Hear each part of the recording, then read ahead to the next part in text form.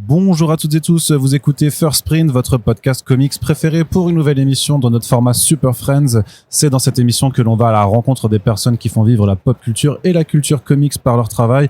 On est toujours en direct à l'heure où on enregistre du salon Facts à Gand, où on a le plaisir de recevoir dans cette interview Martin Simmonds, illustre dessinateur, entre autres, de The Department of Truth, un grand spécialiste de l'horreur qu'on a vu aussi sur les adaptations de Dracula et du Fantôme de l'Opéra. On va pouvoir revenir un petit peu sur l'horreur en comics et sur l'ensemble de sa carrière dans cette interview. Le générique se lance et puis on se retrouve en anglais avec Martin Simmonds.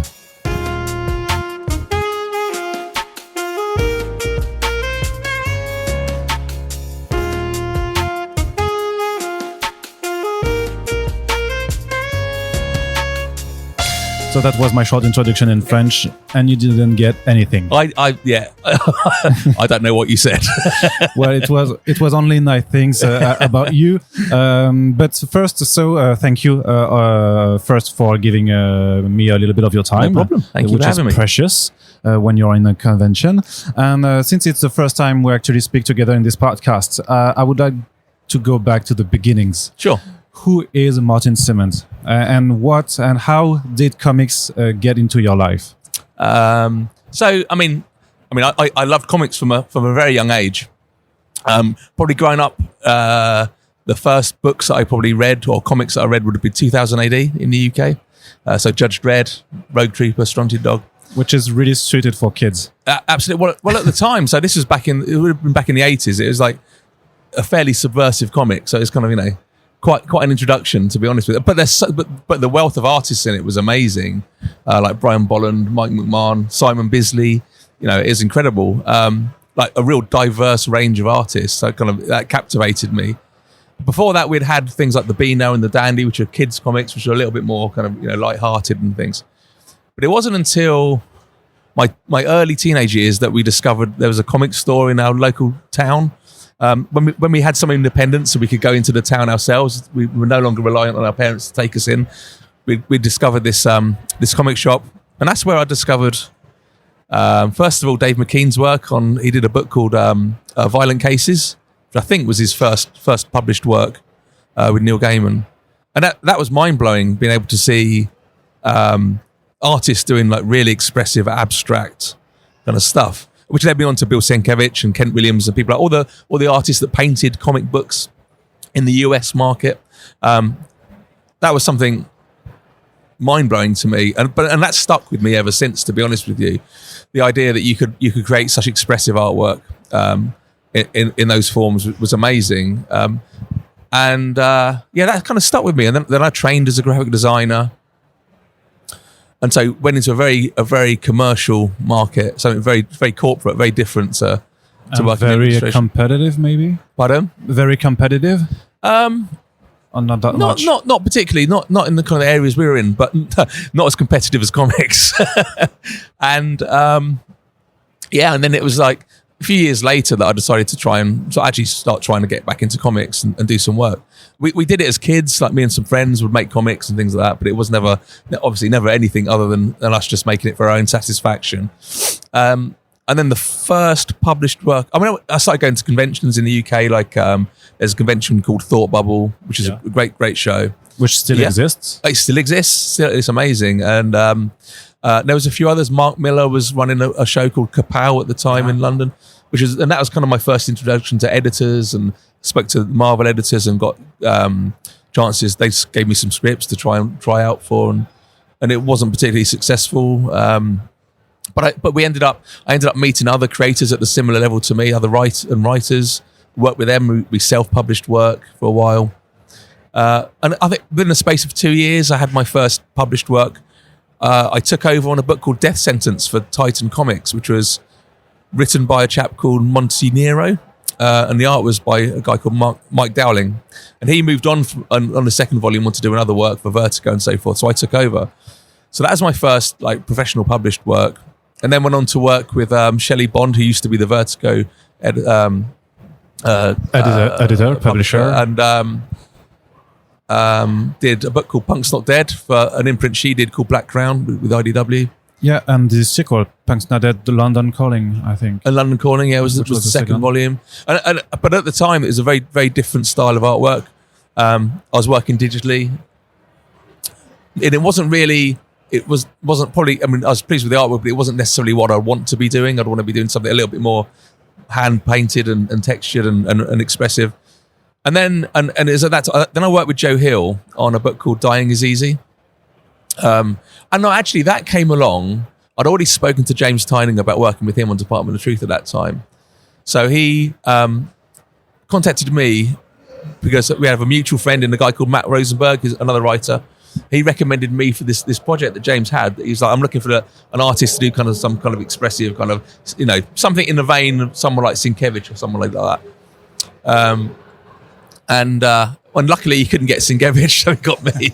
And he had seen that. So James had seen some pieces I did for Inktober. And I decided to like paint portraits of various musicians and bands that I loved.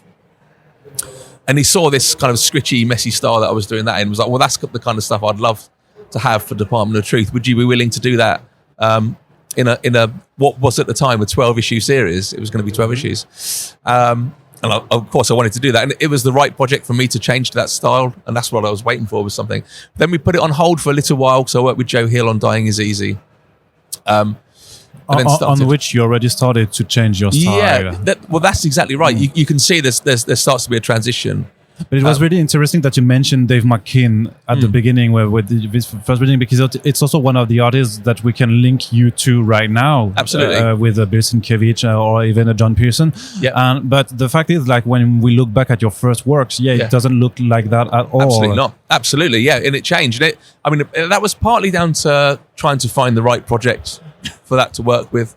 But yeah, and so we started on Department of Truth.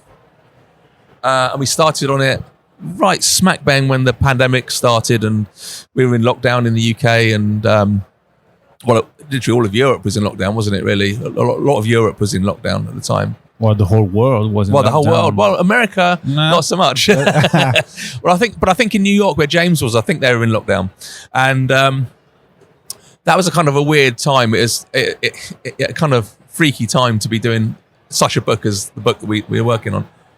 But it didn't change a lot for you as in your everyday life, because artists do not tend to get out a lot. Well, we ended up. Do you? no, we don't. We get locked in a room for 12 hours a day and try and paint stuff. But we moved out into a rural area to the countryside to stay with my parents, because they had a lot more land to space, and we had a very small child at the time who was only 3, so.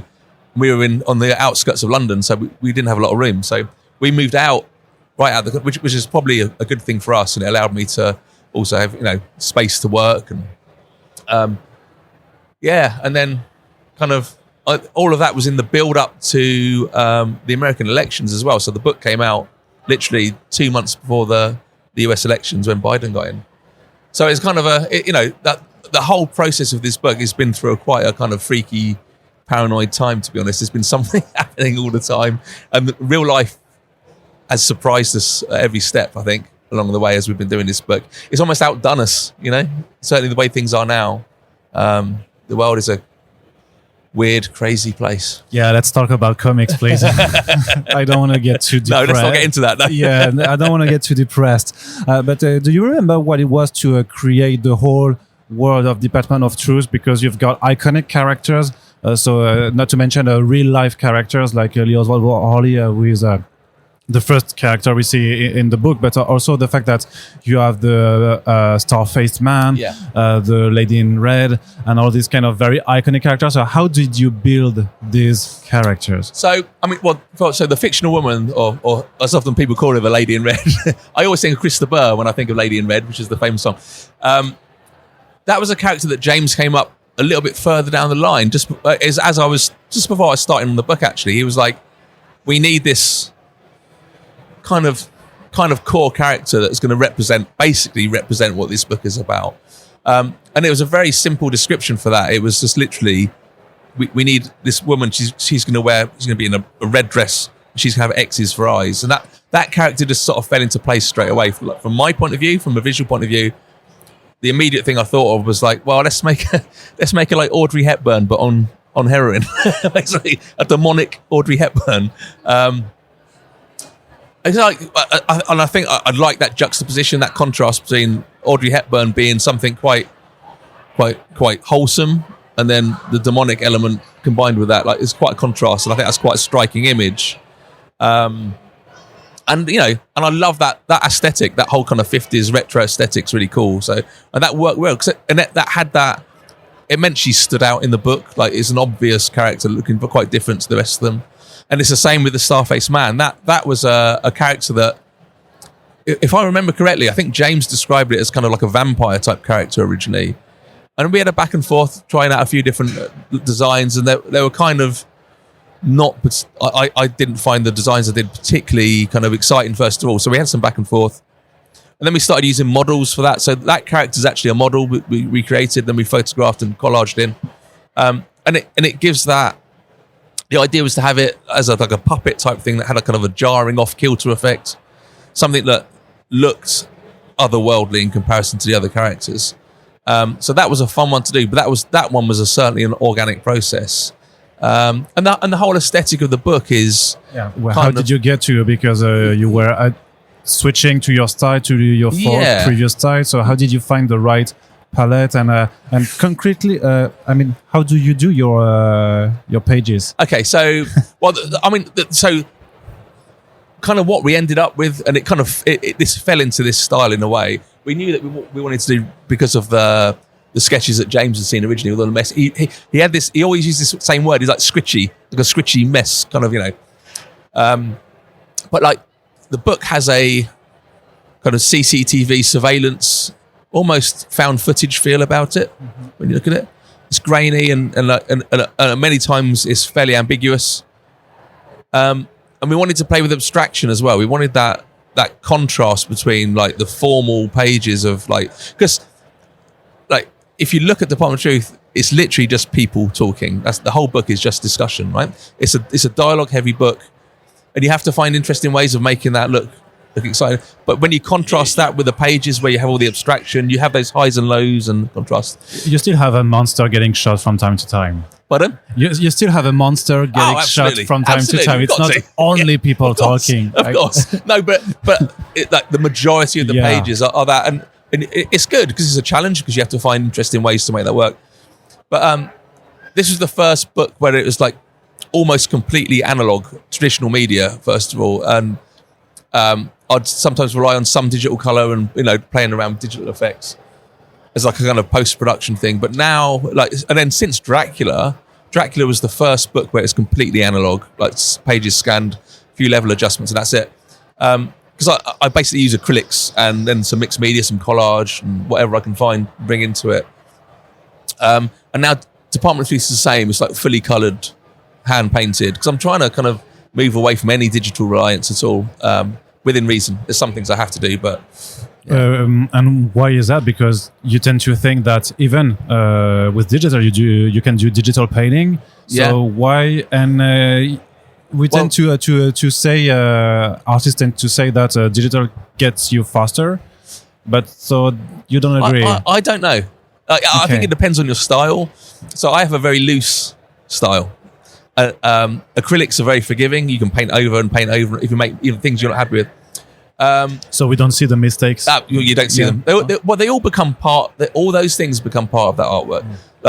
I'm an artist that loves texture. I build up texture. So if you're making, I say mistakes in the loosest possible term. If you're doing something you're not happy with it, and you're painting over it, it's only building up texture and building up things. I love imperfections in artwork, right? So if you look at something like, like some of the artist editions that IDW would reprint, like the Batman Year One, things like that, and you look at those pages and they're raw scans, and obviously a completely different style of artwork to what I do. But what I find the most exciting part of those pages is you can see you can see thumbprints on things. You can see where they've coloured in solid black. It's not solid black. There's you can see the brush marks.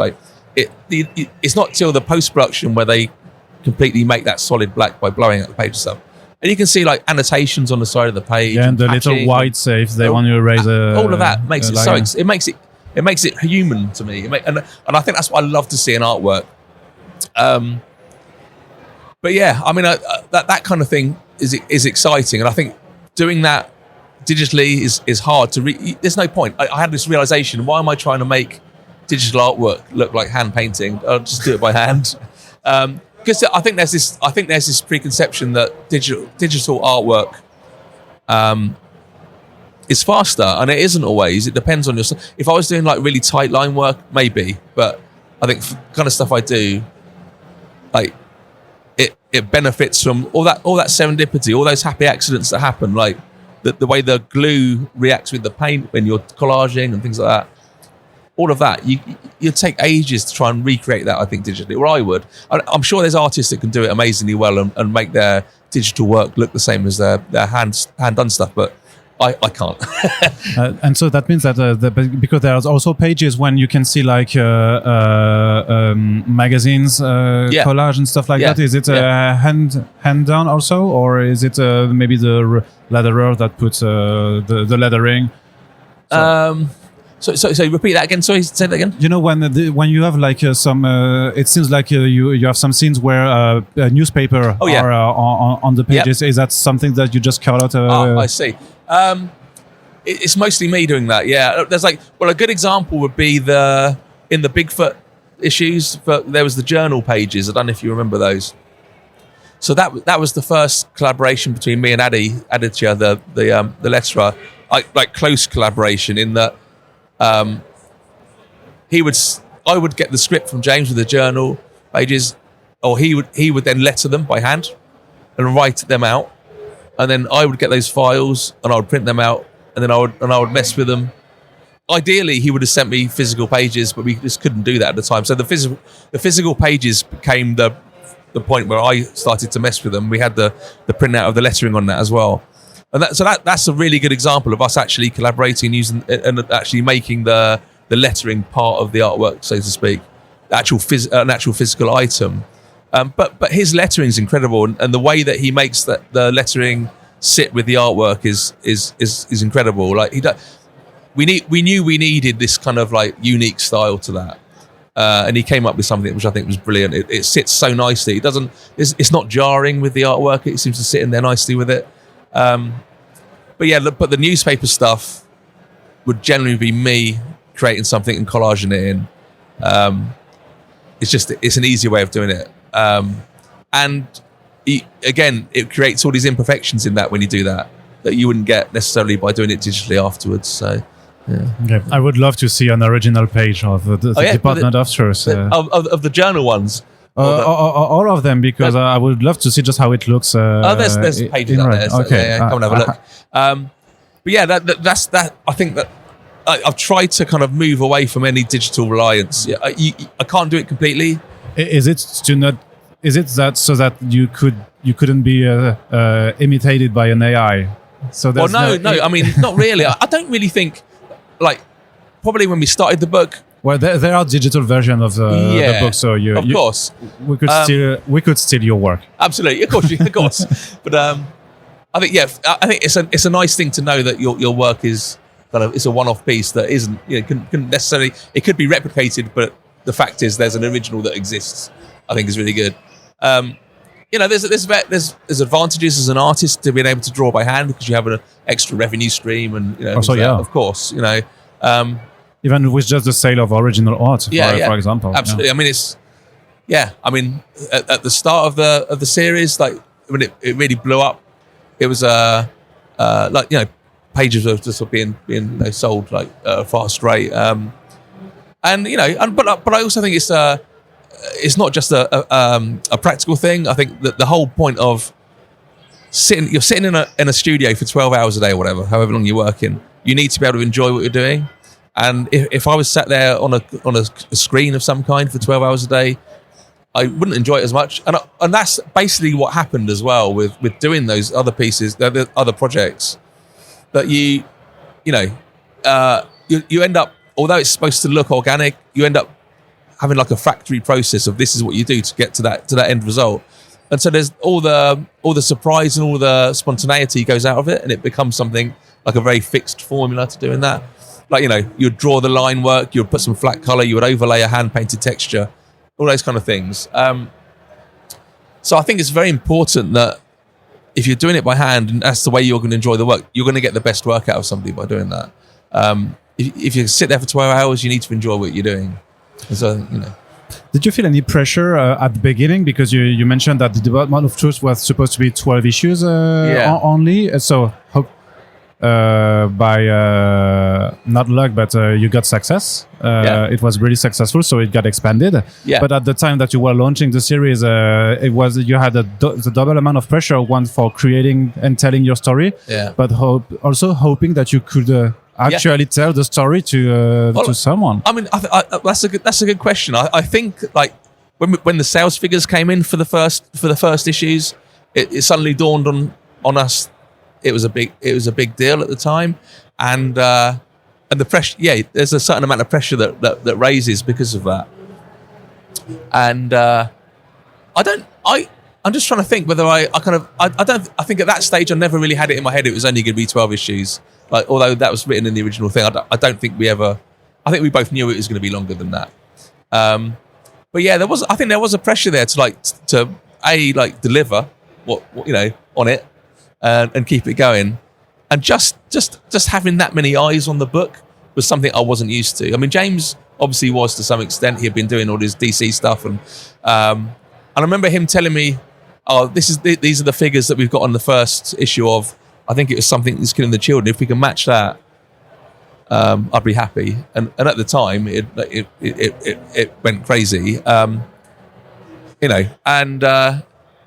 I think that's like, you know, yeah, I think that kind of added to the pressure to some extent that, you know, we had to do it. But you know, I think you just get used to it. And we realised, like, the sales figures went up, then obviously they drop when you get to like second, third issues, they start to come down. But then they went up again. They started coming up again, up again, up again. And but we couldn't go out and go to conventions, so we couldn't see people's reactions to this book. All I heard was like, I had people messaging me saying, "Oh, there's like queues outside the comic book store for your book and things like that," you know.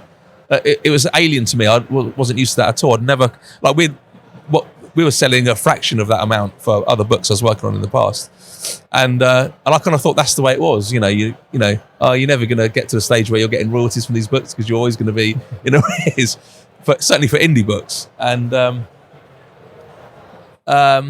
yeah, and then I say we didn't get out. We couldn't go to conventions because of lockdowns and things, or we were just coming out of lockdowns, but we couldn't get to them, so it took a while before we actually started to see people's reactions to the book.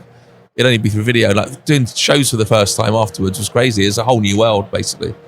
It's not something I was used to. And did you find and did you discuss with James the schedule of the book also, because you have some artists doing fill-ins? Yeah. Was it also to let you have the time to do other projects, or was it just to get the time to do the full issues of the Department of Truth? Yeah, it's just there to allow me to catch up, basically. I mean, I mean, those are telling. So those fill-in issues are telling backstories for other characters. So it's a good opportunity. I don't think it was something that we like necessarily planned out beforehand. I think we were trying to work out a solution to it, kind of on the fly, you know. And I think we kind of came to the conclusion that a 5-issue run, then 2 issues to back up, and if I would work best. I mean, the kind of way I was working was probably the first issue probably took me 8 weeks to paint, and then after that we were looking at 5 to 6 weeks per issue to paint.